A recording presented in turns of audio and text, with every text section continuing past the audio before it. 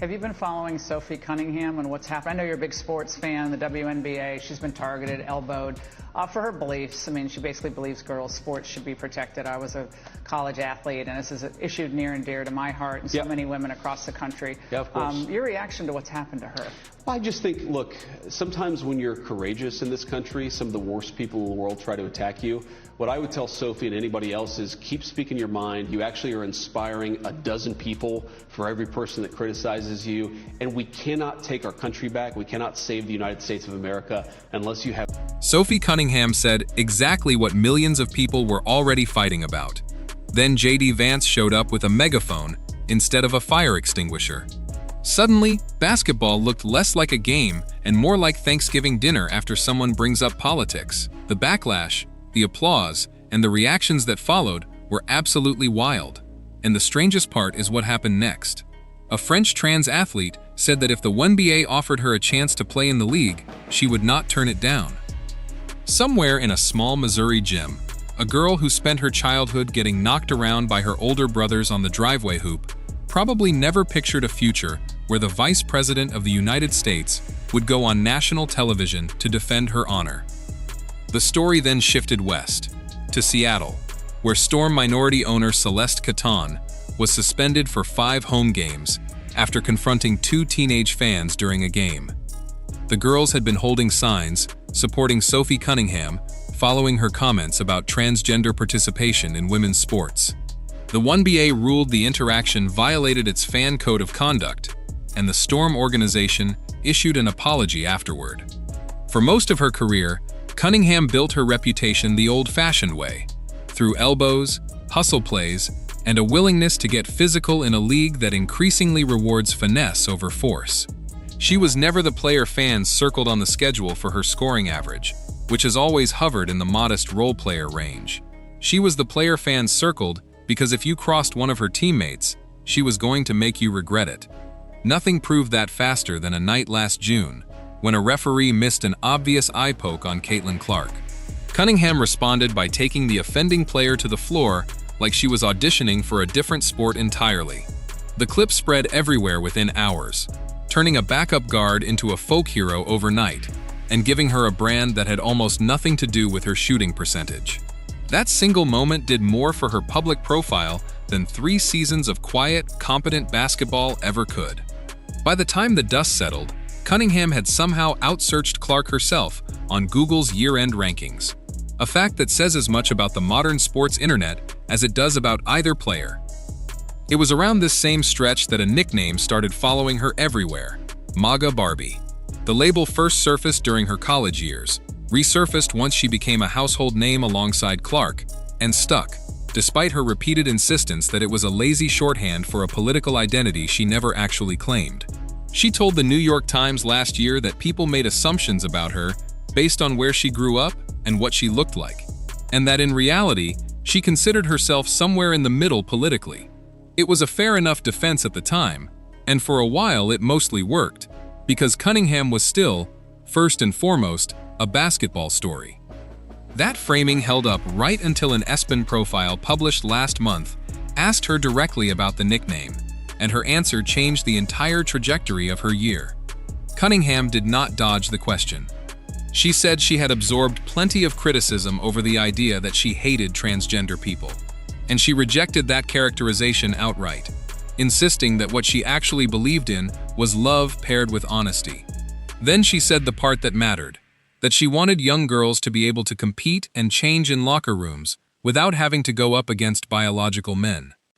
It was a short answer, delivered without much fanfare, buried in a profile that was ostensibly about her career, and it detonated instantly across a league and a country that had already been arguing about this exact question for years. This was not a new debate she was stepping into. Women's sports had been the battleground for this fight at nearly every level, from state high school leagues to Olympic qualifying, for the better part of a decade, with swimmers, track athletes, and volleyball players all taking turns at the center of the argument before it ever reached a WNBA roster. The response inside the WNBA was immediate and uneven. Some teammates and rivals stayed quiet, unwilling to wade into a topic that had already ended careers and friendships elsewhere. Others made clear in interviews and on social media that they were uncomfortable sharing a locker room, physically or symbolically, with a colleague who had just staked out a public position on one of the most contentious issues in American sports. Crowds that once cheered Cunningham for her toughness started booing her the moment she checked into road games, turning what used to be a routine substitution into a small spectacle every time. The applause she had earned for throwing her body around in defense of a teammate suddenly arrived with an asterisk attached, and highlight reels that once celebrated her got recut into something closer to a referendum. Then, the story left the arena entirely and became something closer to a political flashpoint. The escalation happened fast. Two teenage fans showed up wearing shirts printed with chromosome symbols, holding handmade signs thanking Cunningham for speaking up on their behalf. What should have been a minor pregame moment, the kind of thing that usually lives and dies in a single crowd photo, turned into a genuine controversy when Seattle Storm co-owner Celeste Caton approached the girls and, according to multiple reports, cursed at them, leaving one in tears before security intervened. The WNBA suspended and fined Caton over the incident. Cunningham fired back on social media, calling the co-owner's behavior truly embarrassing, while insisting once again that she held love in her heart for everyone at the table, biological women and trans people included, even as she stood firmly by the position that had started the entire firestorm in the first place. By this point, the Indiana Fever organization had clearly seen enough of the spotlight. Reporters trying to ask Cunningham follow-up questions found press conferences cut short or shut down altogether, and the team, already navigating a rough patch that included a tough loss to the Lynx, tried visibly to wall off its locker room from a conversation that had grown far bigger than any single roster could contain. That containment strategy might have worked for an ordinary controversy, the kind that fades once the next game tips off. It did not work this time, because Press Secretary Caroline Leavitt was first out of the gate, telling reporters that President Trump was tracking the situation closely and that his position on the underlying issue, that men should not be playing in women's sports, was one he felt strongly about, alongside a large share of the public.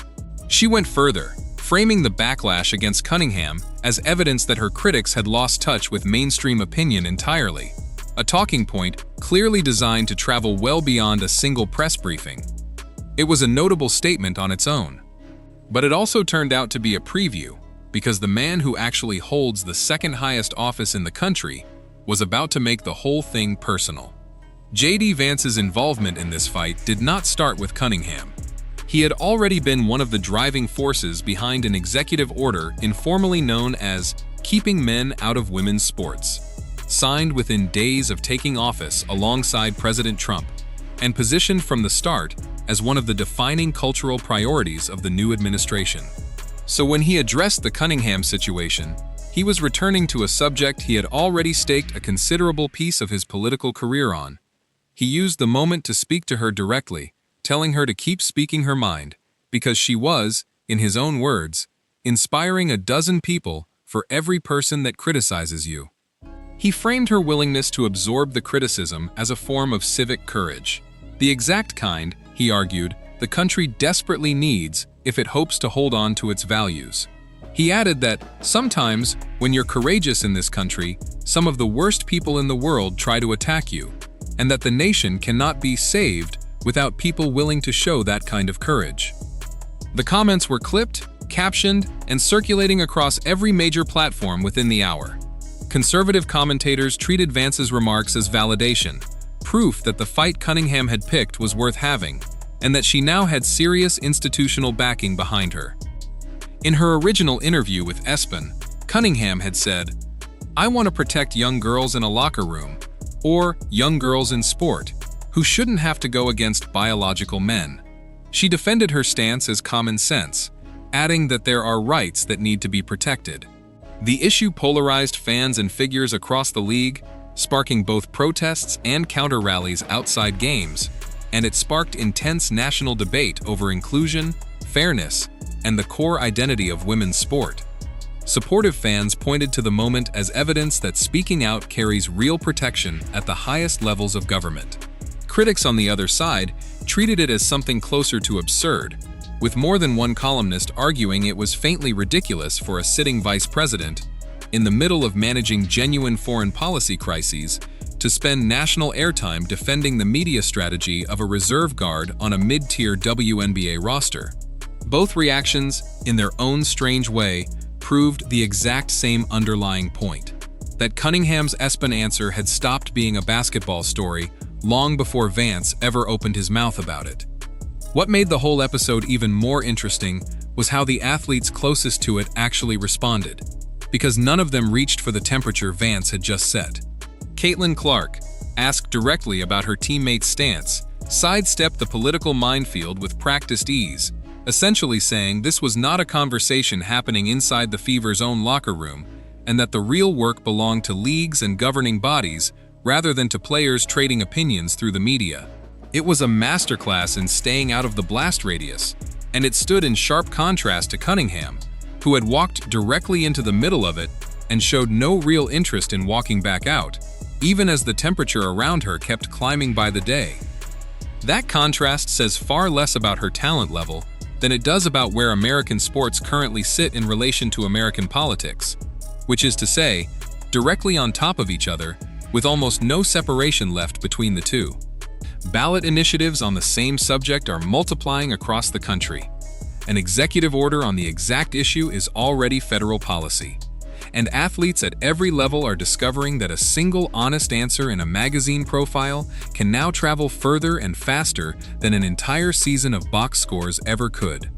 Cunningham can end up in the same headline as a sitting vice president before halftime of a Tuesday night game against Seattle, which is either an inspiring story about the power of speaking honestly or a slightly alarming one about how little separation is left between the scoreboard and the news cycle, depending entirely on who you ask. Whatever anyone ultimately believes about the underlying policy question, and plenty of thoughtful, well-meaning people land on sharply opposite sides of it, the Cunningham story reveals something larger about the moment sports currently occupy in American life.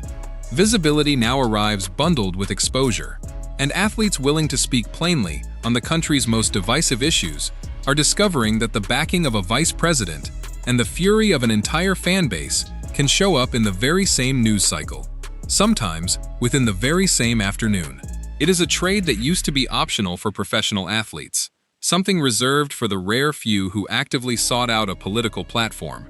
Cunningham never seemed to be chasing one. She did not set out to become a symbol in a national argument over who gets to compete in women's sports. She set out to defend a teammate against a missed call on a random night in June. Somewhere between that moment on the court and this week's headlines, the story stopped being about basketball altogether. And at this point, it is genuinely unclear whether it is ever going back, or whether Cunningham herself has any interest in letting it.